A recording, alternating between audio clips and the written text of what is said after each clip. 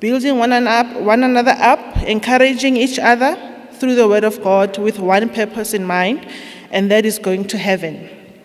The book of 1 Thessalonians chapter 5, verse 11 says, "Therefore, encourage one another and build one another up as you are doing." So this scripture encourages us to do exactly what we are doing now, to come together, build one another up, and encourage each other using the word of God. So now let's look at some of the examples of women in the Bible who came together, who united, and had one thing in common, and that was the fear of God. The first one, we see Shiphrah and Puah. Excuse my pronunciation, ladies. We see Shiphrah and Puah in the book of Exodus, chapter 1, verse 5 to 22. We see these Hebrew midwives uniting and working together to disobey and defy the Pharaoh's request that they must kill the newborn baby boys, because the Pharaoh was now intimidated by the growth of the of the Hebrews in Egypt. So he devised a plan to say, whenever the Egyptian women give birth, you must kill the newborn baby boys. So these women deceived him by claiming that the Hebrew women were unlike the Egyptian women, in that the Hebrew women gave birth on their own before the midwives could even come and help them give birth. So their fear of God and their compassion saved the babies from being killed, and this courageous act could have actually gotten them executed and killed. But they did it, and it made it possible for Moses to also survive, and he would later lead the Israelites out of slavery. So sisters, we need to unite around good causes, not around pride and competition. For example, you go to this congregation and then you see they've decorated with flowers on either side of the pulpit, and there you go to your own congregation. Ladies, we must do better. Let's unite. Let's do this. Let's put 5 flowers in the pulpit and let's get Christmas lights. So when the preacher is preaching, the lights will also be beaming in different colors. We need to show those ladies who we are. That's unity, but unity in the wrong things. Another example we see is in the book of Genesis, chapter 11, verse 1 to 9, where the people were building the Tower of Babel in order for them to reach where God was.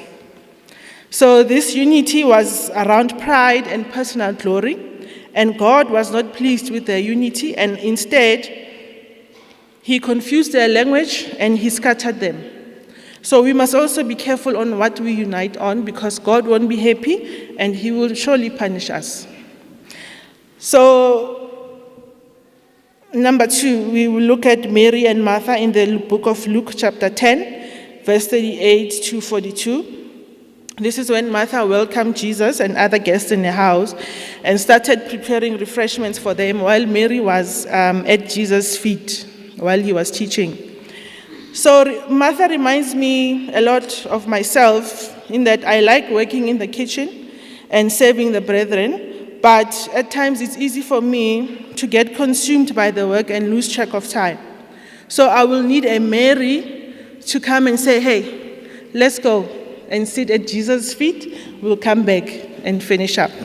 However, I will need Mary to come and help me in the kitchen when we are done listening to the lesson. Fair is fair, right, ladies? So this passage shows that both worship and work are valuable in the church, but finding balance and not getting consumed and distracted by the work and prioritizing the word is very important. It also tells us that we have different gifts. Some are gifted in being hospitable, some are gifted in worship or teaching, some in song leading, and again, there must always be balance. So it's easy to look at Martha and conclude that she didn't like listening to the word, but to be honest, I, like her, would have jumped straight to the kitchen to start preparing for the visitors. So sometimes good communication done with love and distribution of work is what is needed. So Martha was not a bad person, although she has often been portrayed in a negative light. She also loves Jesus, and she was a believer. We see this in the book of John chapter 11, verse 27. So there are so many women, other women who played a role in the church's unity and ministry in the New Testament, providing financial support, hospitality, working alongside apostles like Paul, and in spreading the gospel. So let's look at some of those women. Euodia and Syntyche, we see them in the book of Philippians chapter 4, verse 2 to 3, where Paul was urging them to agree in the Lord, since they had a conflict with each other.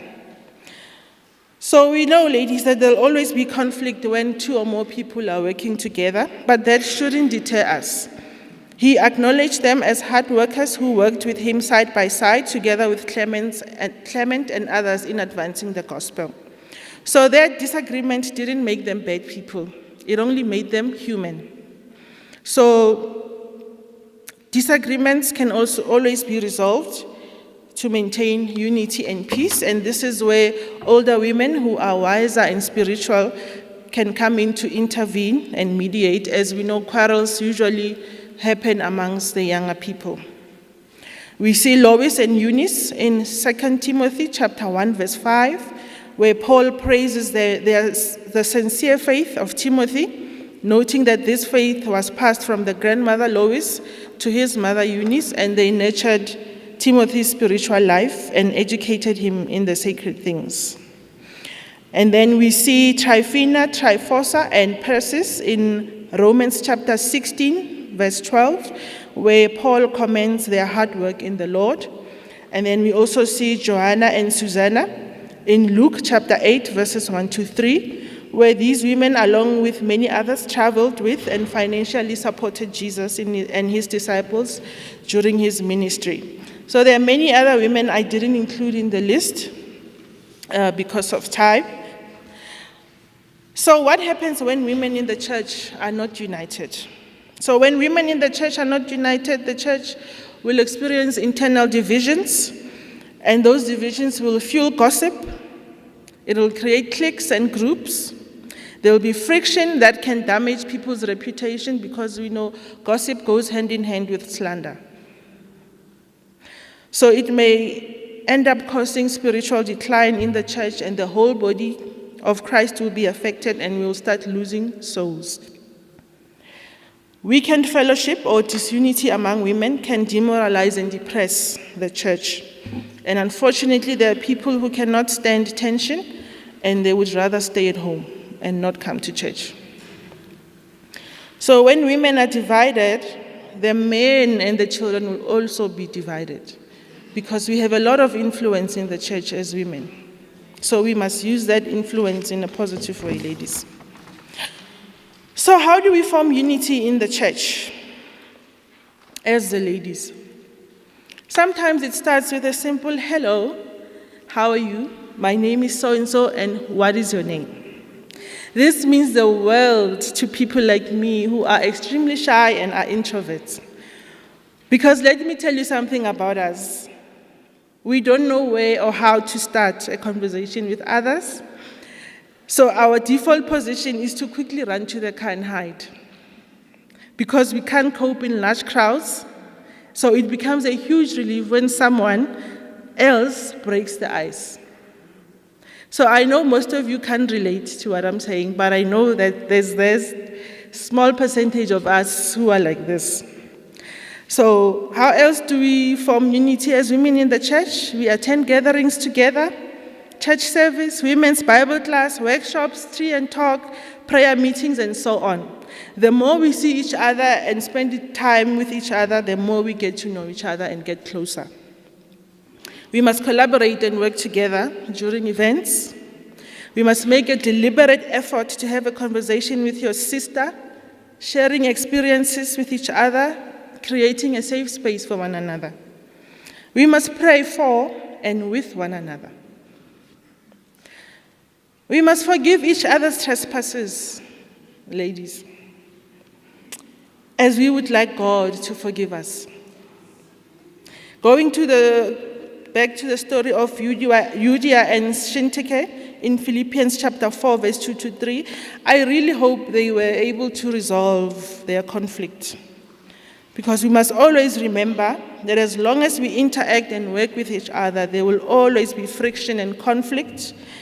And the most important thing is for us to resolve them before they escalate and cause unnecessary divisions and lifelong feuds that may prevent us from getting into heaven. If we can't stand each other here on earth, how will we coexist in heaven? Or will we even make it there?